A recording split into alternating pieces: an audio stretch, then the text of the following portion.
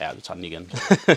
Så er vi tilbage. Gode råd, når du skal lave et badeværelse. Som man kan se her på gulvet nu her, så skal der støbes. Det man skal huske, inden man får støbt, det er herovre i hjørnet. Der skal vi have brugsinitien. Der skal sættes unidræn herovre. Det er selvfølgelig vigtigt at få sat det, inden man får støbt. Få trukket vand. I det her badeværelse skal der være vægthængt toilet. Det er der næsten i 9 ud af 10 badeværelser i dag. Så herovre i den der kasse, hvor der skal være, der er en god ting at få kørt vandet helt op til toppen af toppladen, som skal være aftagelig. Så kan du samle alt vandet, og så kan du tilgå det, hvis du skal lukke, eller der er nogle af samlingerne, der ikke lige er helt tæt. Når vi har unidræn herovre, så får man så kørt vandet ned under, og så op til bruseren, og får vand over til håndarmaturet. Det er det gamle, det skal så væk. Det man skal være opmærksom, når man renoverer sådan nogle badeværelser, det er at kigge på, hvor stort badeværelset er. Hvis badeværelset er mindre end 3,25, så skal der være vådzone, og så skal man smide fliser på alle vægge. Vi har faktisk udvidet. Kunden vil også gerne have et større badeværelse, men det er også for, at vi ikke behøver at smide fliser på alle vægge. Så har vi udvidet badeværelset til cirka 1 mm. Det vil så sige, at man kan nøjes med selvfølgelig lave fugtighedszone på gulvet, 10 cm over gulv, og så kan man nøjes med at smide det hen i brugskabinen, og så kan man så slutte af her, for eksempel med en glasvæg. Så er det kun nødvendigt at lave vådzone inde i det her rum her. Og det andet kan man så nøjes med at male væggene. Skriv ned i kommentarfeltet, hvis I vil have fif for andre rum, f.eks. køkken eller noget andet.